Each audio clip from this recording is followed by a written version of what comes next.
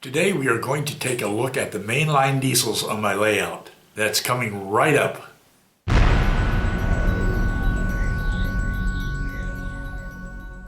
Hi, I'm Roy Smith.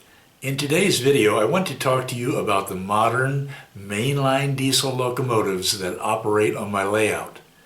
This is an update to a video I did back in July of last year, that is July of 2017. I love the way modern diesels on the prototype roar past when you watch them trackside. I love their massive size, their power. I love the blare of their horns. In much the same way, I love the mainline diesels on my layout. To me, my layout is like a stage. My freight cars are supporting actors on the stage, and my diesel locomotives are the stars on the stage. Without them, my trains wouldn't be going anywhere. Well, I have brought all of my diesel locomotives together at Green River Yard from the far reaches of my layout, and now I'd like to share them with you. First, though, I want to tell you that we won't be talking about switchers, passenger locomotives, or steam locomotives in this video. I'm excluding the popular SD40-2s and an SD60 from the fleet of mainline diesels on my layout. Now here are the diesels which do qualify for mainline duty on my layout. They are 6-axle freight locomotives with a rating of 4,000 horsepower or more. They are the type of large, modern locomotives used by major railroads nowadays. 14 of them are Catos, 1 is BLI, and 1 is scale trains. In the first and second rows, you see diesels built by EMD, or Electromotive Diesel. They include 4 SD70Ms and 4 SD70ACes, one of which has the BNSF paint scheme. And in rows 3 through 6, you see diesels produced by GE Transportation. They include 1 AC 4400 CW, 1 AC 6000 CW, 5 ES 44ACs, one of which has the BNSF paint scheme, and 1 ET 44AC. 3 of these diesels are sound equipped, including the AC 6000 CW, which I first showed you in a video last September, this ES 44AC, which I've owned since 2014, and the ET 44AC, which I just bought in June and which I will show you for the first time running on my layout in this video. You see a large American flag on the sides of all but one of my mainline Union Pacific diesels, and that one is the AC 6000 CW. The UP began to paint these flags on their diesels back in 2002. All I can say is the UP hasn't gotten around to painting flags on all of the diesels on my layout. It also hasn't gotten around to painting the yellow reflecting stripes on the sides of some of the diesels. There are some types of diesels that I don't have, at least not yet.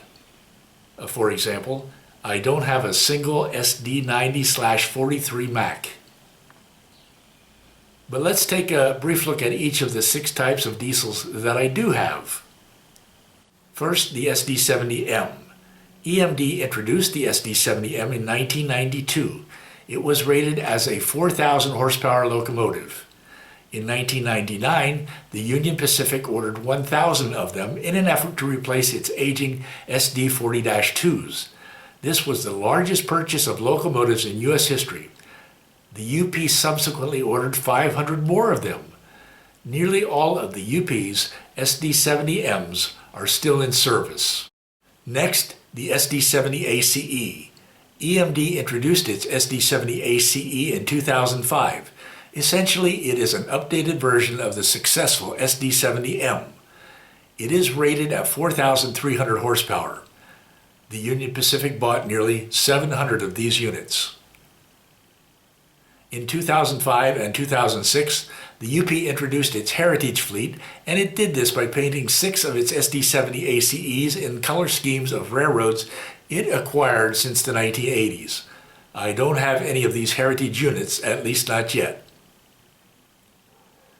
In January 2015, the EPA's new Tier 4 emissions regulations went into effect. These regulations made it impossible for EMD to continue to produce the SD70ACe as it was. So, EMD began developing the SD70ACe-T4, which is compliant with the EPA's Tier 4 emission standards. It began to mass produce the SD70ACe-T4 in mid-2016.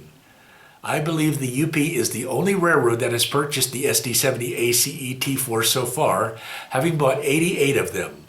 All other railroads apparently have decided to go with GE's ET44AC, which I will show you in a moment.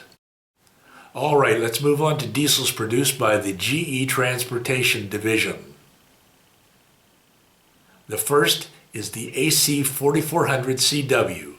The AC4400CW has a 4,400 horsepower rating. It was produced between 1993 and 2004. This locomotive is similar in appearance to GE's more powerful locomotive, the AC6000CW, which you will see in a moment. When more stringent emission standards went into effect in January 2005, GE began to produce the ES44AC, which you will also see in a moment, as a replacement for the AC4400AC. Most of the AC4400CWs are still in service. Next, the GE AC6000CW.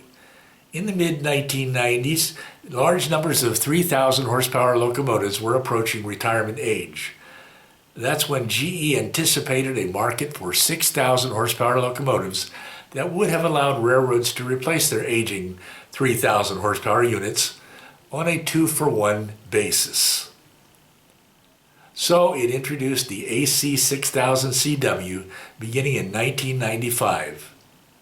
But as it turned out, these units were not nearly as successful as the AC4400CW, which GE introduced a year earlier in 1994 and which you have already seen.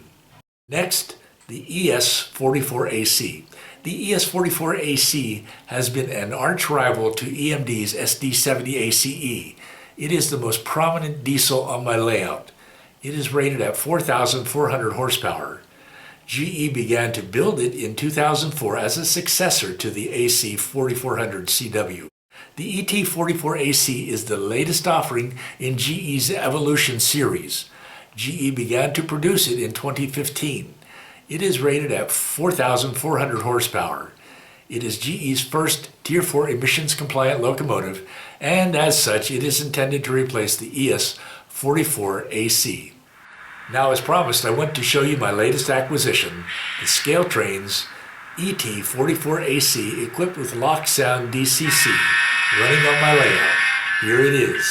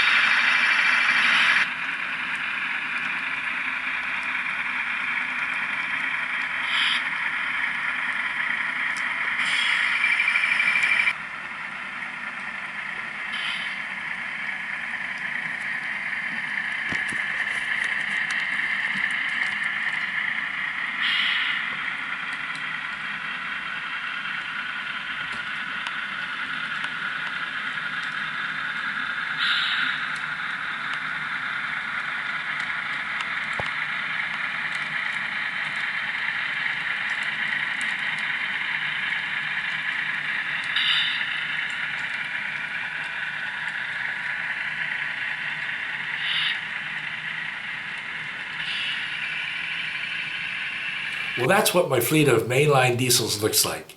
Thank you for letting me share them with you today. And thank you for letting me share the hobby of model railroading with you when I bring you a new video each Saturday morning. I'd like to thank you for watching. Until next time, happy railroading. I will see you again very soon.